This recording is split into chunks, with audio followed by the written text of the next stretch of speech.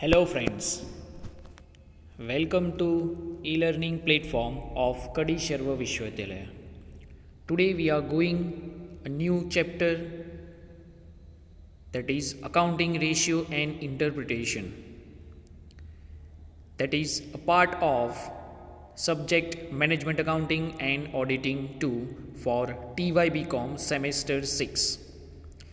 What we have to learn in this chapter: definition, advantages and limitation of ratio.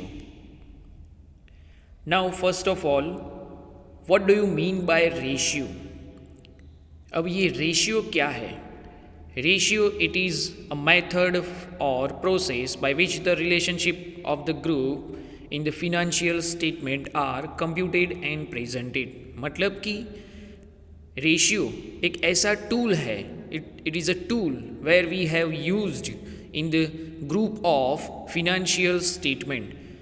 Financial statement मतलब कि trading, profit and loss account और balance sheet जो हम prepare करते हैं वो फिनेंशियल स्टेटमेंट कहलाता है. और उसी का एक पार्ट, उसी की एक मेथड से ये रेशियो क्रिएट होता है. So it is an important tool of financial analysis. Now, ratio analysis, it is also relative or the process based on financial statement. जैसे आगे हमने देखा कि financial statement मतलब कि जो बैलेंस शीट है या तो प्रॉफिट एंड लॉस है या तो ट्रेडिंग अकाउंट है, उसकी ही एक टेक्निक के ज़रिए इंटरप्रेट होके हमें ये एनालिसिस मिलता है जिसको हम रेशियो एनालिसिस बोलते हैं. अब ये रेशियो परसेंटेज में होता है और टाइम्स के अंदर भी होता है, नंबर ऑफ डेज के अंदर भी हमें मिलता है. सो ऐसे डिफरेंट टाइप में हमें रेशियो मिलते हैं. अब एडवांटेजेस, रेशियो एनालिसिस के एडवांटेजेस कौन कौन से हैं उसको हम यूटिलिटी के नाम से भी जान सकते हैं. तो पहला जो है वो है प्रॉफिटेबिलिटी.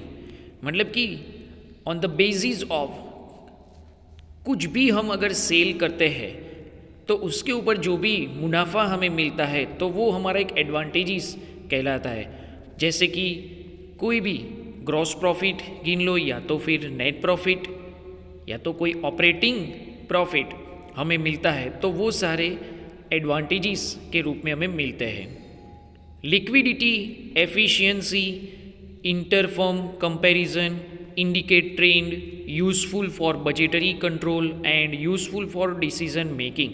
ये जो पॉइंट्स हमें यहाँ पे दिए हैं वो सारे के सारे एडवांटेजेस, रेशियो के एडवांटेजेस यहाँ पे दिए. मतलब कि अगर पास्ट की कोई रिपोर्ट और प्रेजेंट की रिपोर्ट के साथ अगर हम कंपैरिजन करें तो उसके मुताबिक हमें पता चलता है कि कितना डिविडेंड कंपनी ने दिया हुआ है, कितना बोनस दिया हुआ है, अर्निंग पर शेयर क्या है कंपनी की. सो ये एक ट्रेंड है कि इन्वेस्टर्स मैक्सिमम उस कंपनी के अंदर इन्वेस्टमेंट कर सके. तो ये एक ट्रेंड यहाँ पे हमें एडवांटेजेस के रूप में मिल रहा है. सो उसके ज़रिए इन्वेस्टर्स भी अच्छी तरह से डिसीज़न ले सकता है. साथ में कंपनी जो है, कंपनी के अंदर जो भी मैनेजर या तो सीईओ है वो भी अच्छी तरह से एक डिसीज़न क्रिएट कर सकते हैं. सो उसका बेनिफिट एम्प्लॉय को मिल सकता है. So these are the advantages of ratio analysis. अब उसके सामने कौन कौन सी ऐसी लिमिटेशंस है. Single years ratio have limited utility. Other factor must be considered. Limited utility of historical ratio. Use of one ratio misleading, lack of standard ratio, other factor importance, inaccurate base, investigation necessary. So यहाँ पे अगर हम बात करें कि single years ratio मतलब कि past का कोई डेटा नहीं, सिर्फ साल भर में जो प्रॉफिट हुआ है अगर हमें कंपैरिजन करनी हो तो हम कंपैरिजन नहीं कर सकते. सो यहाँ पे एक लिमिटेशन है कि अगर सिंगल ईयर रेशियो की अगर बात की जाए तो वहाँ पे हमें लिमिटेड रिसोर्सेज या तो लिमिटेड टूल्स पता चलेगा. दूसरा जो पॉइंट है वो है अदर फैक्टर्स, लिमिटेड यूटिलिटी. मतलब कि अदर फैक्टर्स कौन कौन से हैं कि यहाँ कंपनी के मुताबिक हमें मिल सकते हैं।